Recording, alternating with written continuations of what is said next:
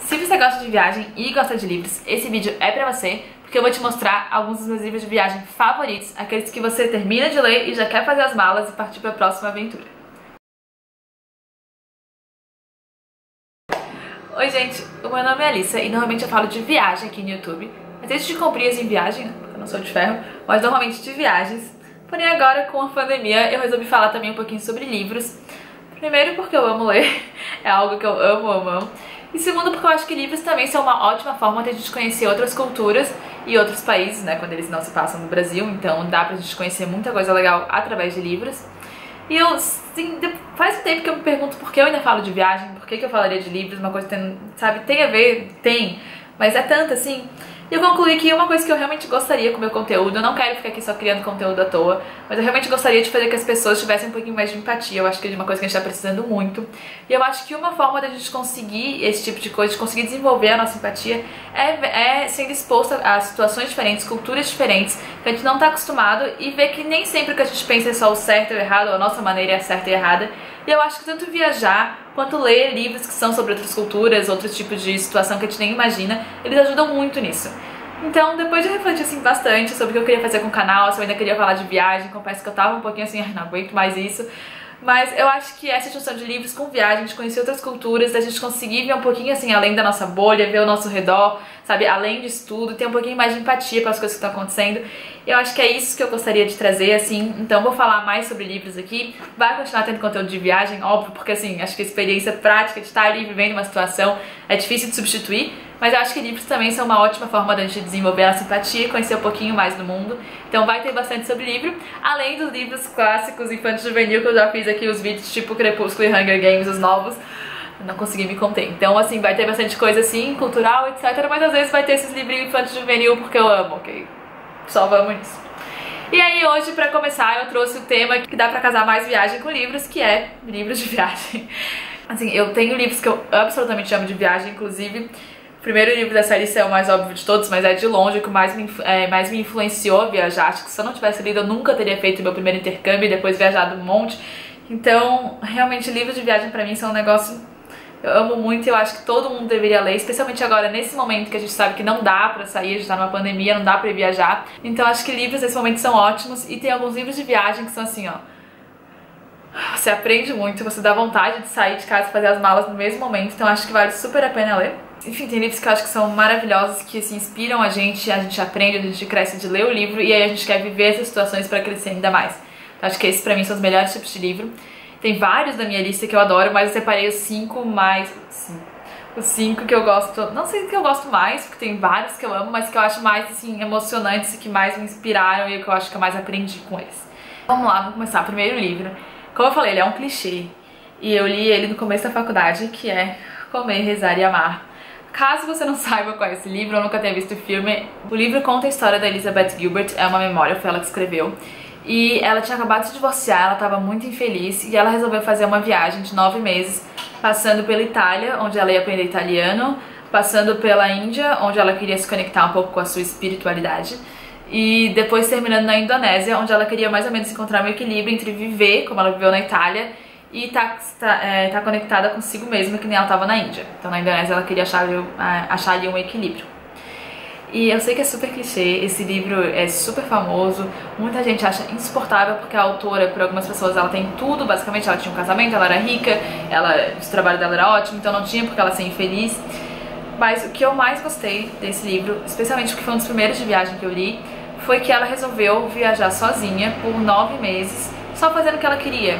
E na época que eu li esse livro, pra mim isso era um negócio totalmente louco, simplesmente...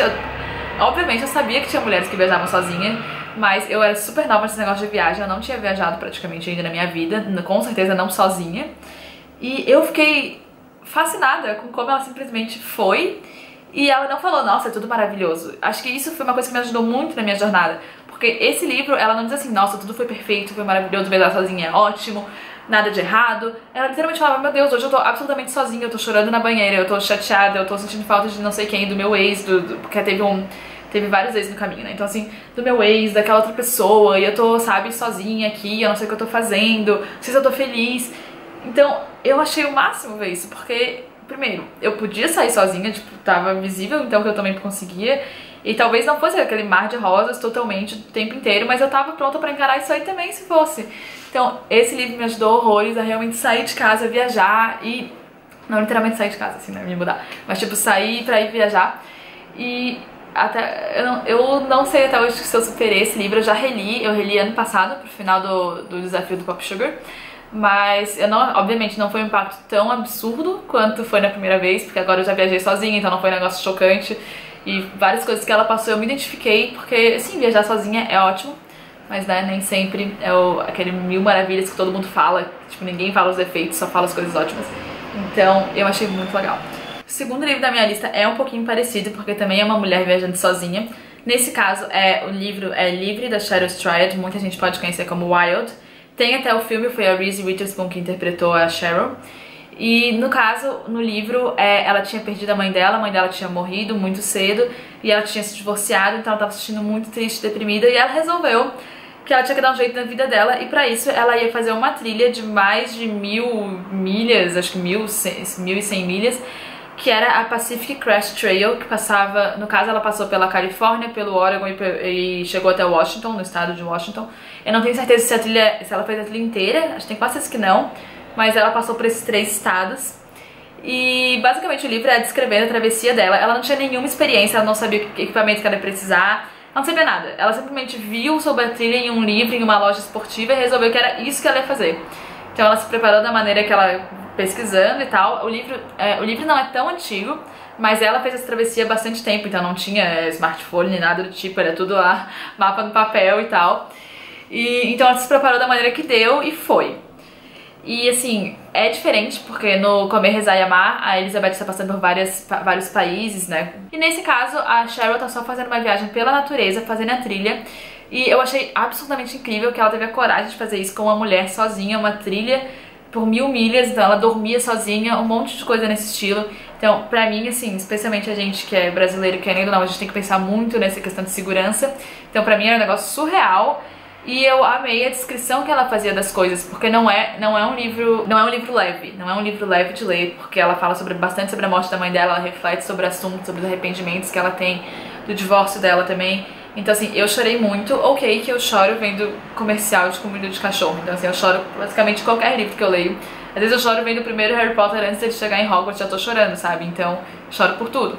Mas realmente, eu achei um livro muito assim pesado, então não era uma coisa assim levinha, de que divertido, tem várias reflexões que ela fazia que realmente não eram nada leves, mas eu achei que valeu muito a pena a leitura também, é um dos meus favoritos. Eu não teria coragem, assim, eu ainda não teria coragem de fazer o que ela fez, mas eu achei super interessante, com certeza me deu vontade de fazer algumas outras trilhas, porém não 1000 milhas, porque não.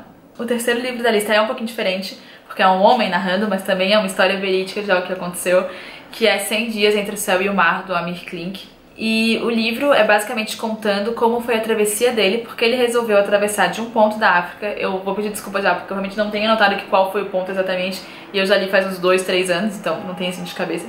Mas ele saiu de um ponto da África e atravessou até a Bahia remando. Então ele atravessou o Oceano Atlântico remando. E gente, que loucura. Eu achei, assim, esse livro foi recomendado em um curso que eu fiz e eu achei que devia ser, honestamente, muito chato. Porque a pessoa tem 100 dias remando. O quão interessante pode ser 100 dias remando que ela tem pra escrever, sabe? Tipo... Mas aí eu comecei a ler, aí teve a parte da preparação pra viagem e tal. Inclusive, uma das minhas citações favoritas de viagem até hoje inclusive, é o meu tweet fixado. É uma citação desse livro. Eu achei a preparação muito interessante.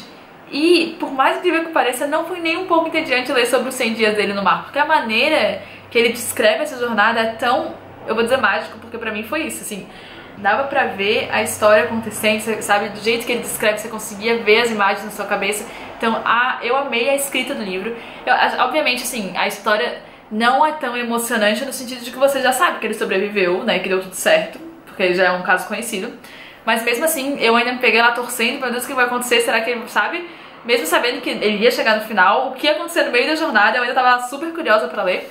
Então, é um livro super rápido, é um livro que tem algumas reflexões dele enquanto ele tá lá remando por 100 dias, mas não é tão pesado quanto esse do Livre que eu falei antes.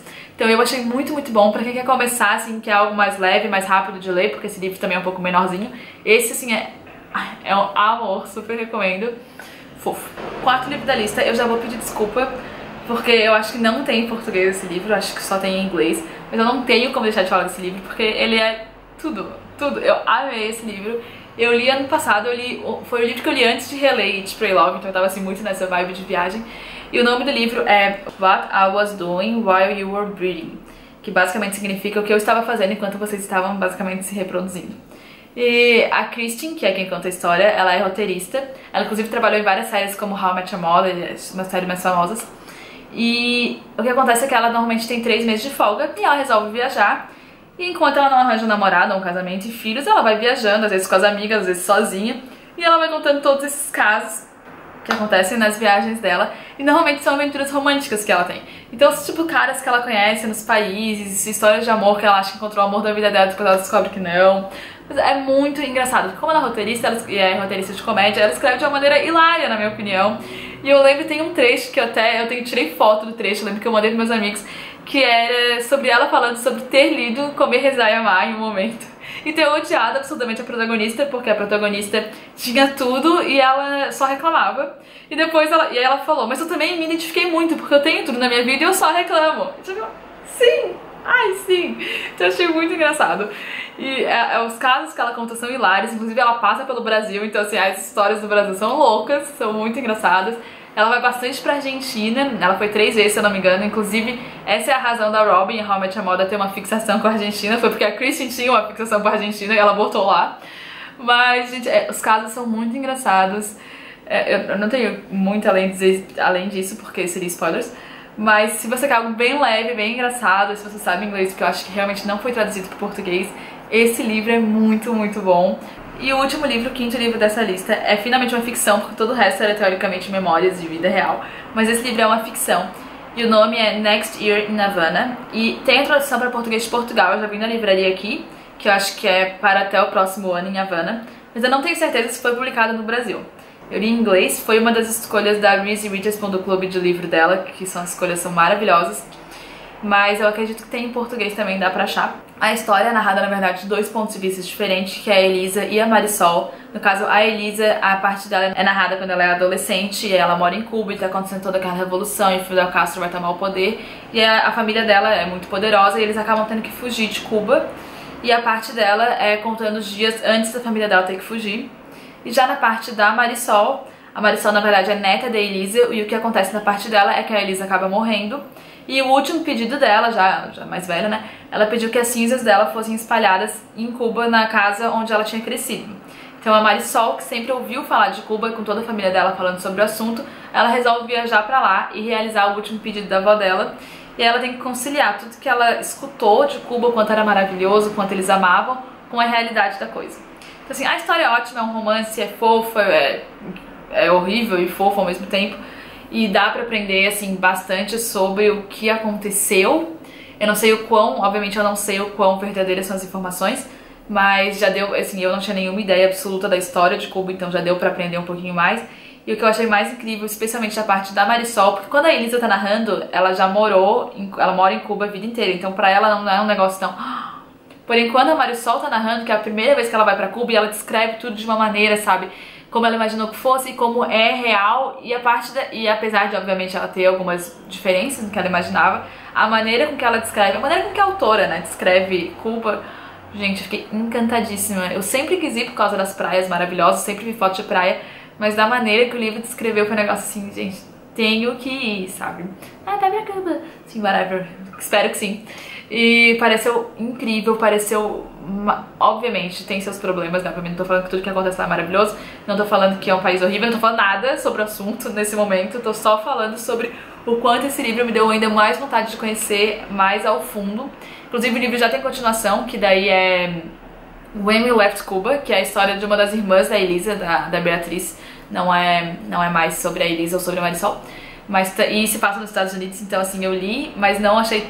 A história é linda, chorei horrores, mas não é tão emocionante porque não tem toda essa descrição de Cuba, se passa nos Estados Unidos, Miami e Key West, então não é tão emocionante.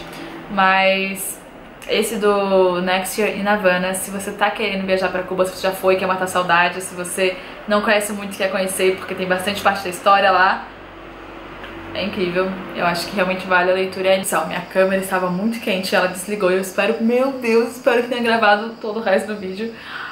Porque eu já tentei gravar 30 vezes esse vídeo, vários dias, nunca sai bom o suficiente, eu acho, e dessa vez tem que ir.